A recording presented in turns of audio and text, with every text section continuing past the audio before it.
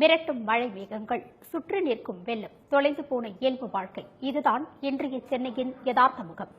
பல திசைகளில் இருந்து வரும் உதவிகளும் நிவாரணப் பொருட்களும் இன்னும் மனிதம் மிச்சம் இருப்பதை எடுத்துக்காட்டிக் கொண்டிருந்தாலும் வெள்ள நீரில் கலந்த கழிவுநீராய் இதோ இப்படியும் சில காட்சிகள் அரங்கேறிக் கொண்டுதான் இருக்கின்றன.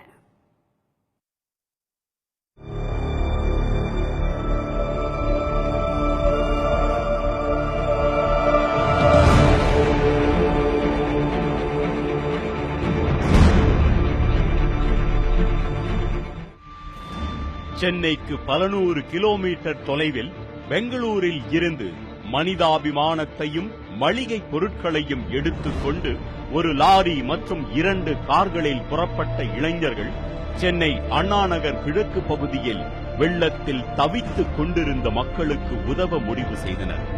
குஜ்ஜி தெருவில் கங்கையம்மன் கோவிலுக்கு சொந்தமான இடத்தில் சமையல் செய்து கொண்டிருந்தவர்களின் குறுக்கே வந்தார் அண்ணாநகர் கிழக்கு பகுதி அதிமுக வட்டச் செயலாளர் கோ தமிழ்செல்வம்.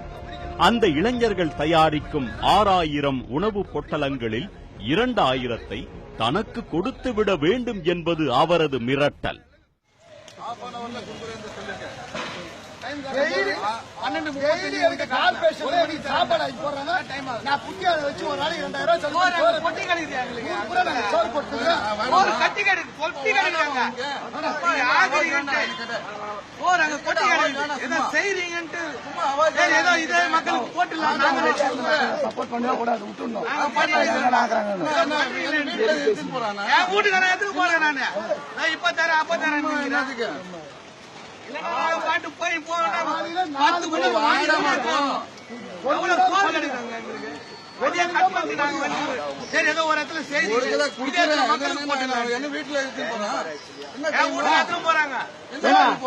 நீ எது சம்பந்தம் போற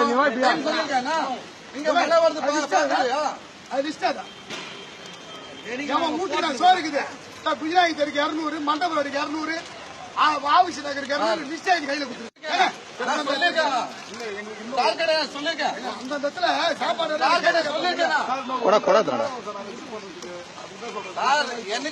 என்ன வீட்டுக்கு இருந்து போலுக்கு வரதில்லைங்க 400 கிலோமீட்டர் நீங்க வந்து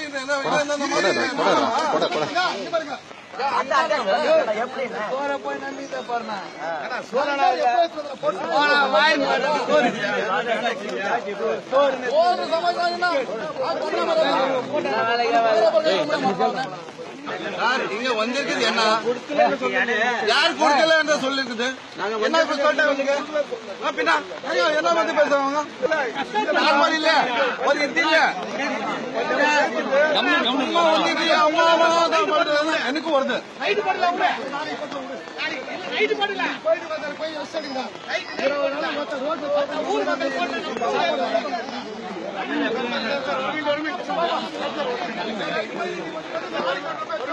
ஐயோ தப்பு சார்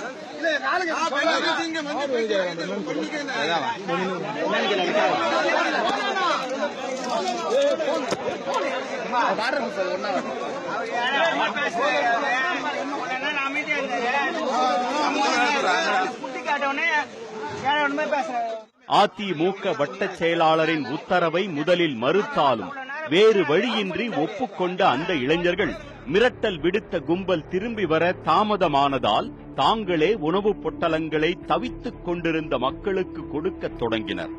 தகவலை அறிந்த அதிமுக வட்டச் செயலாளர் தமிழ்ச்செல்வத்தின் கூட்டத்துக்கு வந்ததே ஆவேசம். தங்களுக்கு கிடைக்க வேண்டிய பெயரை வேறு யாரோ பெறுவதா என்று கொதித்து போயினர். விளைவு, பெங்களூரில் இருந்து உணவு கொடுத்து உதவுவதற்காக ஓடி வந்தவர்களுக்கு கிடைத்தது அடி உதை.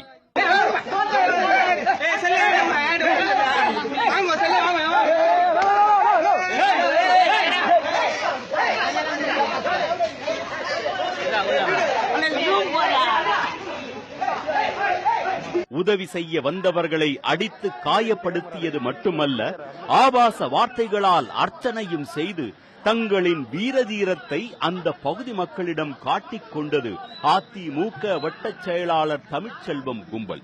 அவரது கார் ஓட்டுநர் ராஜா கொட்டிய ஆபாச வார்த்தைகளும் சைகைகளும் ஆபாசத்தின் உச்சகட்டம்.